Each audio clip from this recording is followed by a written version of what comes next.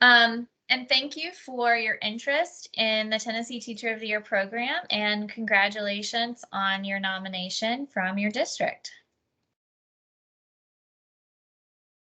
The Tennessee Teacher of the Year program is to recognize and celebrate the wealth of excellent teachers that exist across the state. We applaud teachers who devote their professional lives to enriching the lives of Tennessee students and those who demonstrate exceptional gains in student achievement. This webinar will provide information pertaining to the part 1 of the application that is due on February 27th. My name is Lauren Huddleston. I work in the educator effectiveness team, so I get to interact with all of our wonderful, excellent, awesome teachers, principals, and supervisors who are participating in our statewide programs. You've likely received an email from me, and I'm so glad that you are here today. Today's webinar will provide an overview of the process, but more closely related to the application questions and some best practices for part 1 of the application. We will be using the Tennessee Teacher of the Year guidebook to guide our conversation today.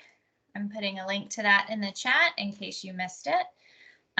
It can be found on the Educator Recognition website, the Teacher of the Year website, which I will also put in the chat. Any webinars are linked on the Tennessee Teacher of the Year website as well. So if you missed the first one or you want to rewatch this one, you are welcome to do so. So today's goals are to identify the components of the Teacher of the Year Part 1 application and identify some best practices for approaching each component.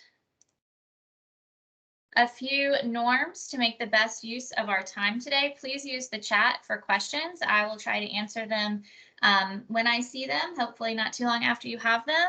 And please remain on mute until the end when we'll have some time for questions and answers. Our first participation question: what is something you are hoping to gain from this session today? Put your answer in the chat. What is something you are hoping to gain from today's session?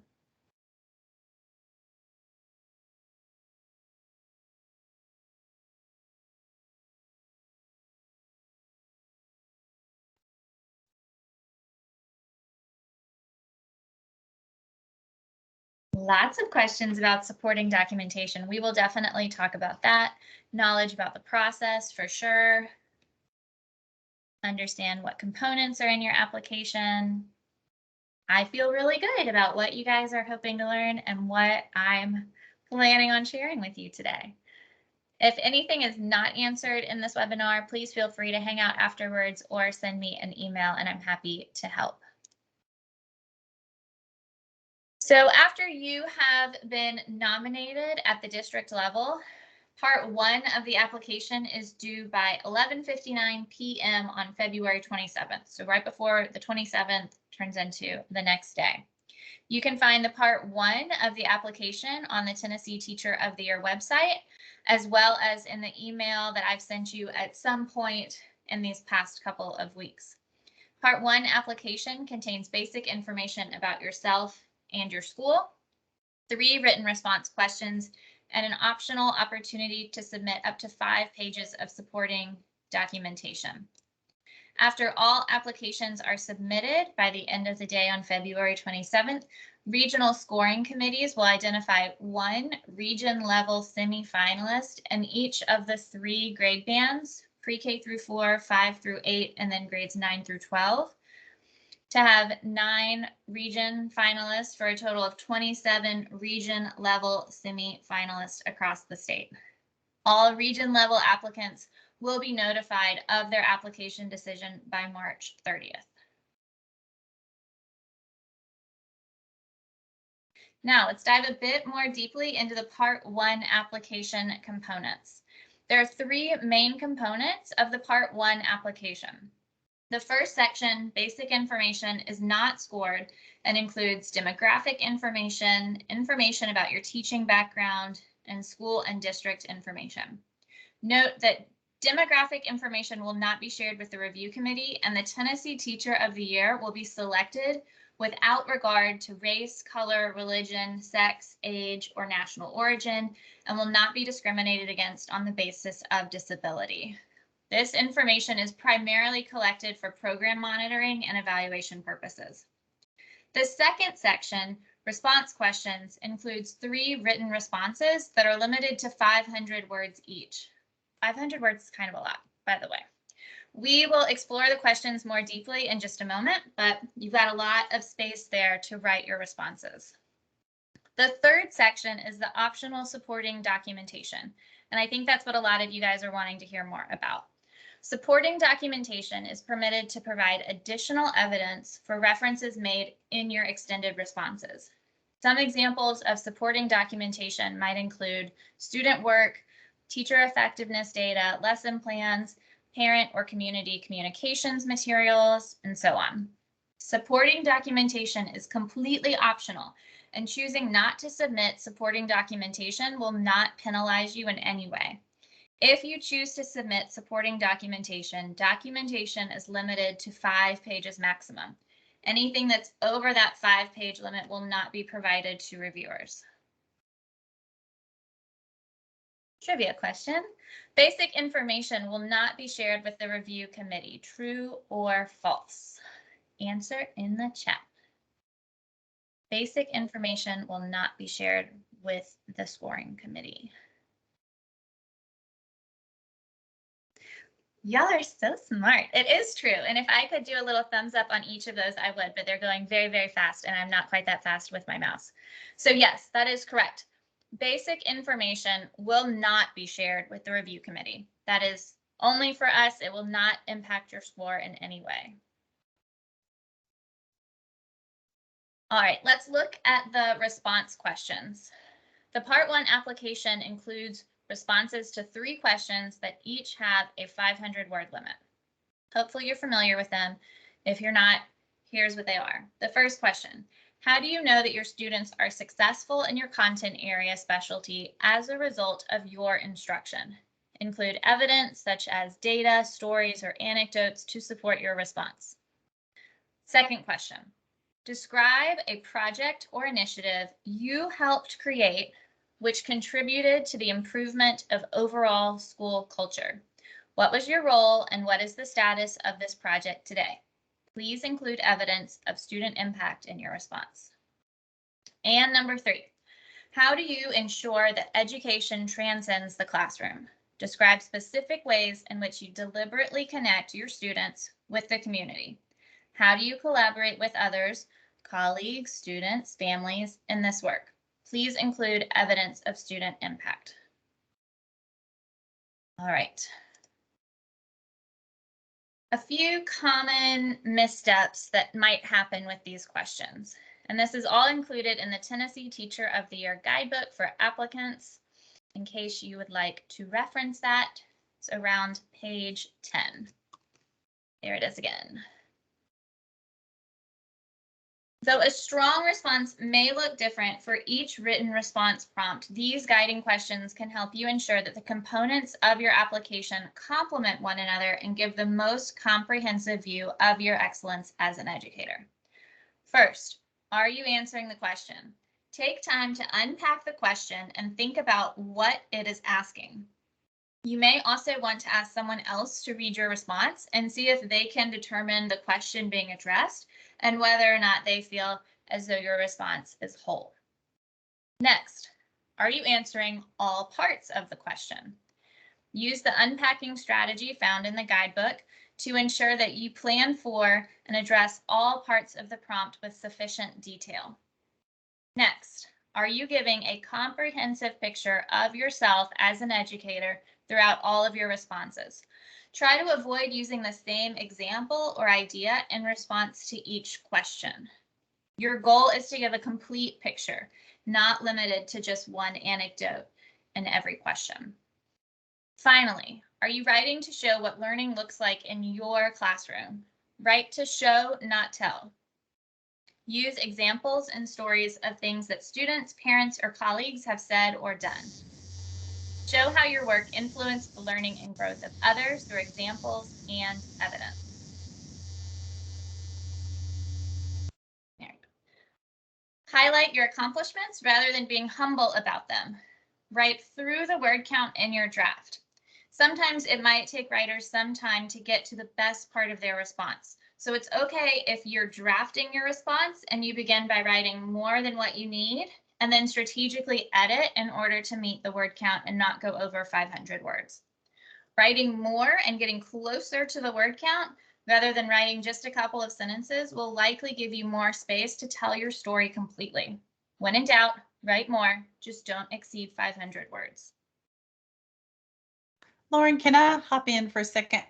Yes, please, Martha. Hey, y'all. I am Martha Moore. I'm Senior Director of Educator Effectiveness, and I work with Lauren in this space. And I just want to reinforce the idea of telling your story. It is really important that you talk about what happens in your world, what happens in your classroom, what makes you the person that your colleagues and your district have lifted up into this space. And it is so, so true. This is not the time to be humble, and it is the time to engage other people to help you ensure you're answering the question that's asked and are actually highlighting what's truly, truly strong about your classroom, your instruction, your relationship with your kids, and your outcomes. Don't back away from that. Lean into these questions and really, really tell your story, because that's what we are seeking as a state. We're seeking a teacher of the year that can really articulate what happens in his or her classroom and can tell the story for teachers. So tell your story.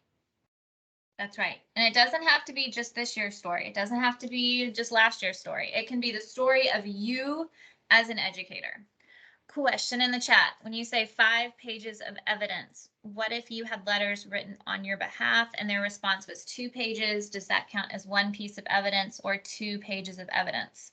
So the supporting evidence will be uploaded in PDF format, and PDF counts it as pages. So as long as you don't go over 5 PDF pages, you're all right. Does that answer your question, Renee?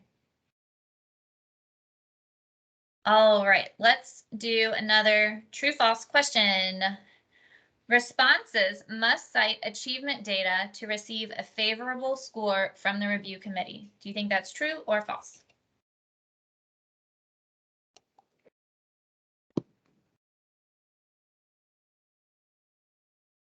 That's right. It is false. Responses must cite some kind of evidence to receive a favorable score. Evidence could include achievement data, but it's probably going to include stories, anecdotes, behavioral data, growth data, other type of supporting documentation within those stories about how this changed or you saw a need and you filled it this way. Something like that. It does not need to be achievement data, and you should not feel compelled to include achievement data within your application. Now let's talk about the supporting documentation. It's the optional scored component. Supporting documentation is permitted to provide additional evidence for references that are made in your extended responses. Some examples of supporting documentation include student work, teacher effectiveness data, lesson plans, parent or community communications materials like flyers. Ensure all supporting documentation adheres to your school and/or district's privacy policies. So if it is your district's policy not to show any student faces, go ahead and blur those out, put some emojis over them, do what you need to do in order to adhere to that. It's important to note that the application, including supporting documentation, will be redacted for identifying information in order to reduce potential unconscious bias. As such, it is best to ensure your supporting documentation is still easily understood without school logos, names, or specific addresses. Supporting documentation is completely optional, and choosing not to submit supporting documentation will not penalize you in any way. If you do choose to submit supporting documentation, it's limited to 5 pages maximum for the part 1 of the application. Question in the chat, how does this work with videos? Do you embed the link? Can you still have 5 pages of the PDF? If you choose to submit a short video as part of your supporting documentation, you will need to include some kind of a link for us. There's no way that you can upload an MP4 or anything like that. And remember that we are removing all identifiable information that might relate to you, your school, anything like that.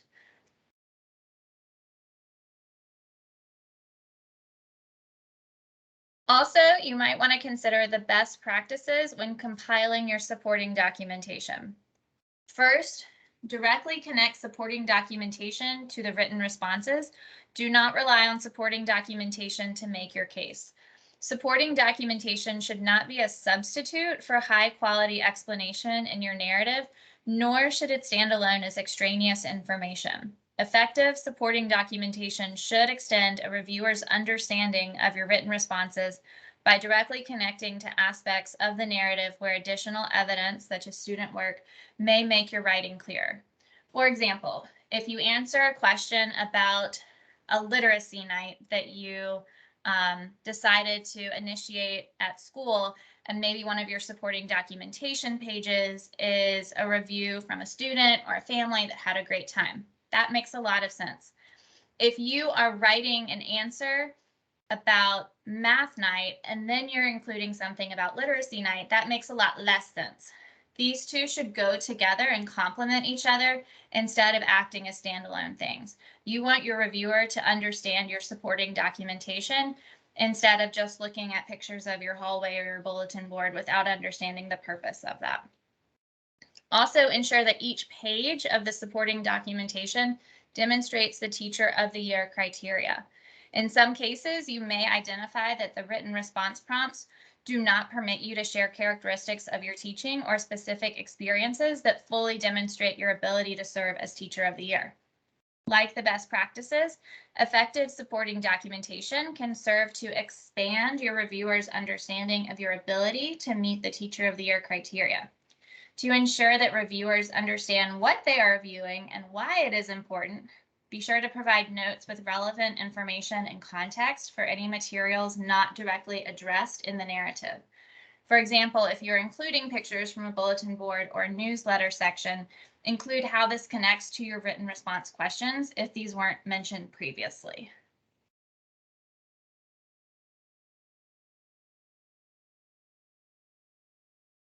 Another trivia question for the chat.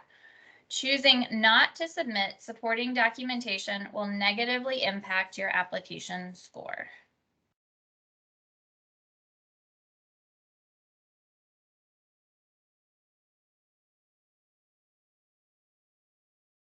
That's right. It is false. Choosing not to submit supporting documentation will not negatively impact your application score. You may be wondering now how the Part 1 application will be scored. Each response question will be scored individually and will be assessed according to the degree to which the response adheres to standard grammar, spelling, and punctuation conventions, answers the question clearly and concisely, and provides a compelling narrative that speaks to the applicant's ability to serve as Tennessee's Teacher of the Year. Then the entire application will be given a holistic score, including both the response questions as well as any supporting documentation if it's included in the application. The holistic score will be assigned based on the degree to which the applicant demonstrates the Tennessee Teacher of the Year and the National Teacher of the Year criteria. Excuse me. Each application will be reviewed by 2 to 3 reviewers from across the state, and the top score in each grade band per region will be selected as a region level semifinalist. All finalists will be notified of their application decision by the end of March, at which time Part 2 will be shared with region level semifinalists. Once Lauren, again, can I hop back in with a question?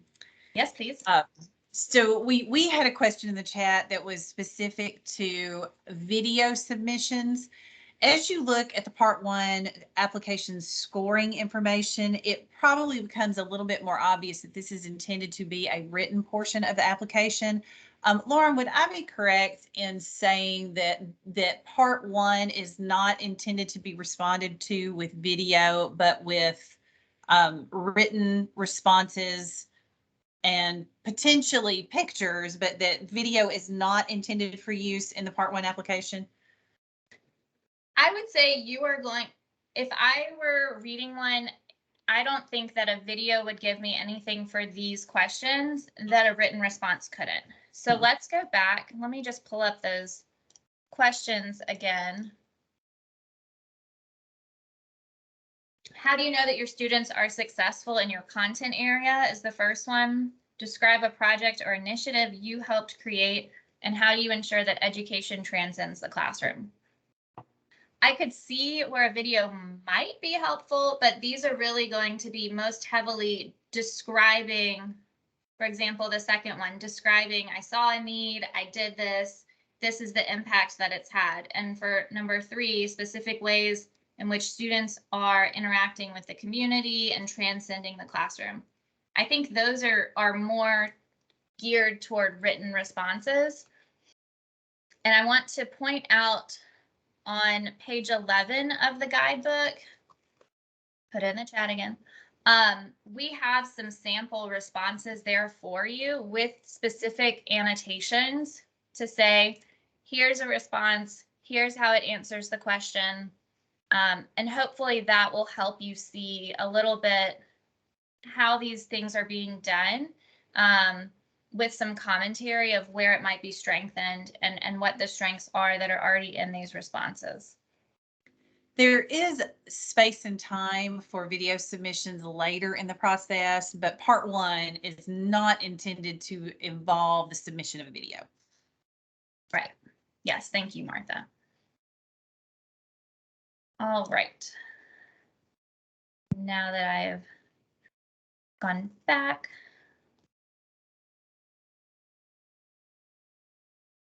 opening up the floor for any questions that you might have relating to part one of the application. Hopefully by now you've had a chance to look at it, to think about the answers that you want to include in your responses.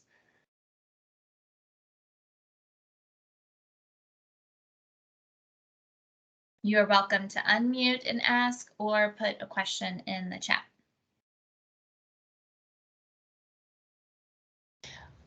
I have a question.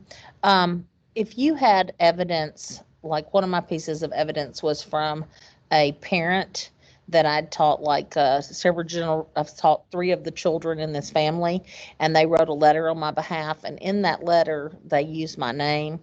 So do I need to take that letter and like black out my name, or will y'all do that on your end? We will do that. We'll do Okay. that. We'll probably leave, if it says like MS or MRS or MR, we'll probably leave that so we know that it's a name coming after it. But any names, people's names, school names, district names will be a little black box once we've redacted your information. Okay, gotcha. Thank you. You're welcome. In the guidebook, there are 6 questions, but only part 1 is only the first 3 questions. Yes, that is correct.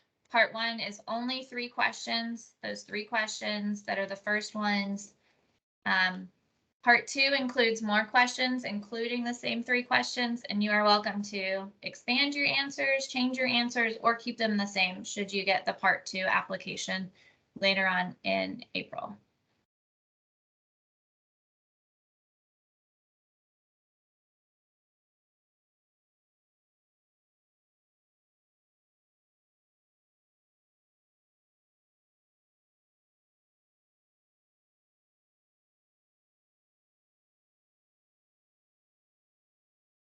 What are some examples of what you are looking for concerning student impact?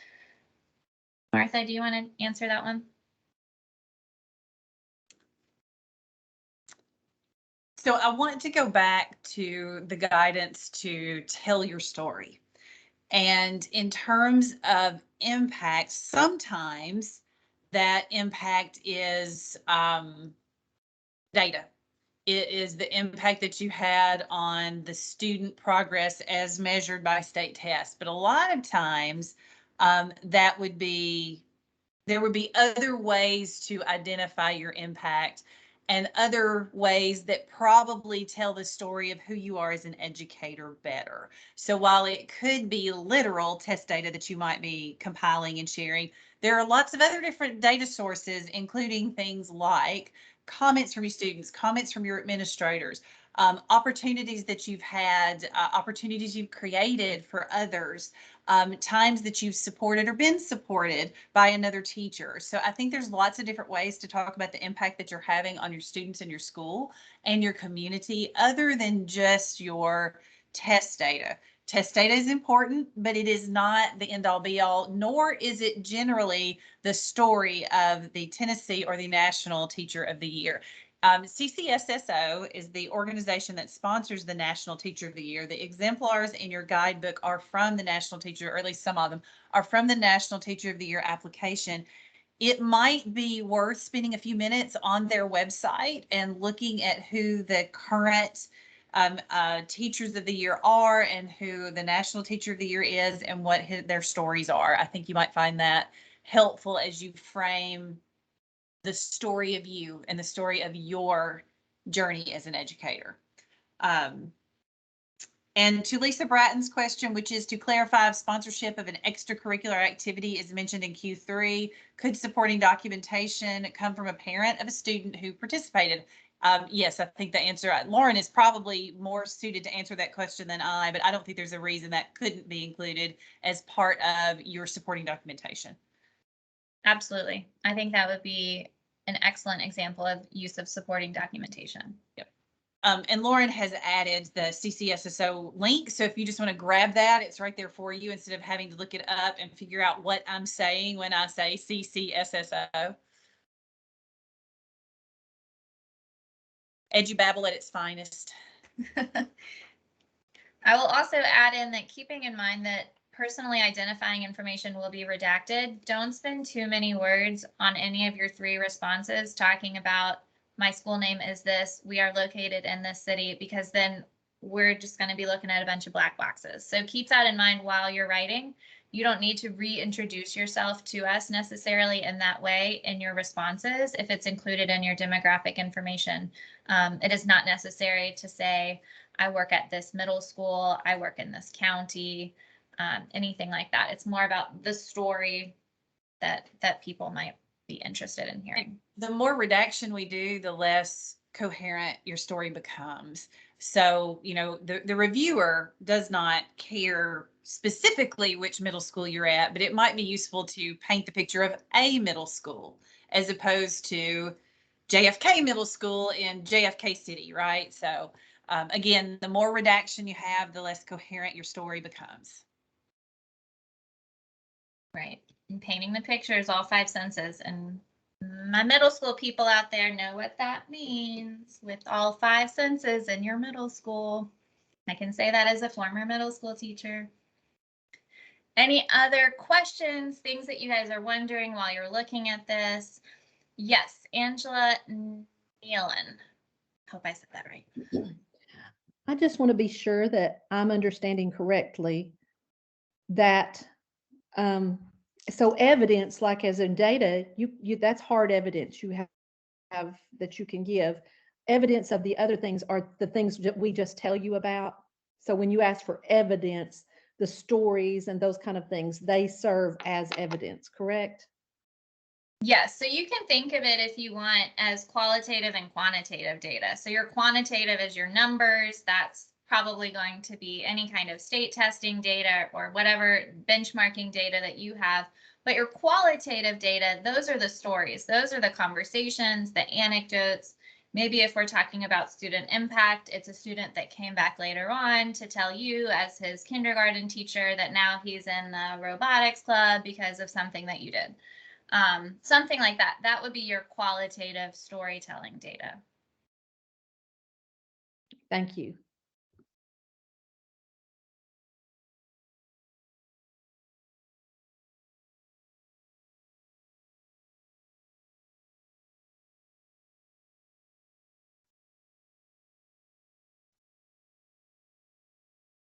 All right, I don't see any more questions right now. So I'm going to remind you of some additional resources. We have the guidebook, we have the website, everything is posted on the website for Tennessee Teacher of the Year. Here's our guidebook. Here is our website. We also have office hours every Wednesday from 3 to 4 p.m. and you should have had a link when you registered for this webinar. You are welcome to drop in, ask questions, ask clarifying questions or double checking your understanding of anything. There's no appointment necessary, and we'll just let you in and chat with you. So if you're working through this, if you have some questions about what to include or what counts as data or anything like that, please feel free to drop in Wednesday from 3 to 4 Central. And then we will have one more webinar for the Part 2 application in April, once we've done our first round of scoring.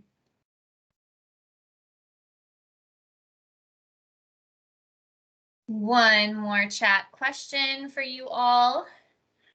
As a result of this webinar, what is your next step to prepare for the Tennessee Teacher of the Year process in completing your Part 1 of the application? What next step are you going to take?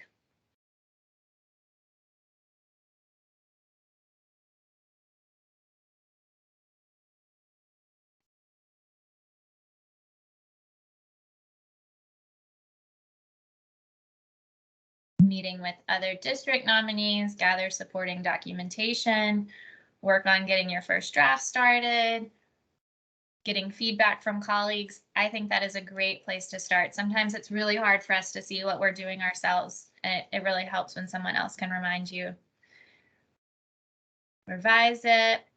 So revising your current application reminds me, if you have submitted something and you realize, oh man, I only wrote 2 sentences and it's a 500-word limit, please reach out to me. I will clear out your old responses and let you submit a new one since the deadline has not come yet. So if you have any questions regarding things you've already submitted, please reach out to me. Revamp your answers, make sure you're telling the story, make sure you're answering the question, gathering supporting documentation. These are all great steps. Our goal is your success, because your success means that we are getting this right, and we want you to be successful. So do not hesitate to reach out. Please come to our office hours and think for a minute about why you do what you do and why you're still doing what you're doing, even though the last 2-3 years have been most interesting. Why do you do what you do? And it's probably not 100% related to the TCAP, just saying. Might be a good idea to thumb through that file you have in your drawer of all those sweet notes that students have given you, or the nice emails that you have flagged to maybe read on a rough day. Great starting points.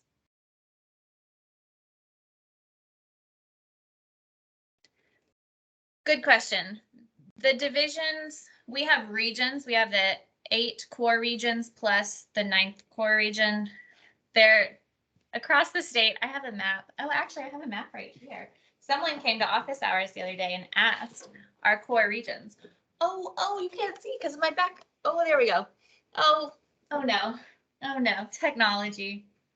There we go. Martha has it. I didn't turn my background on. Let me see if I can.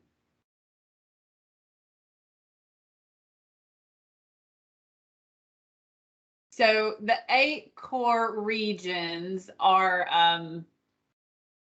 general areas that are close to each other. So we've got Upper Cumberland, South Central, Mid Cumberland, so forth. And then the 3 grand divisions are the grand divisions of the state, East, West, and Middle. So there are regional finalists, and then there are grand division finalists, and then there is the state teacher of the year.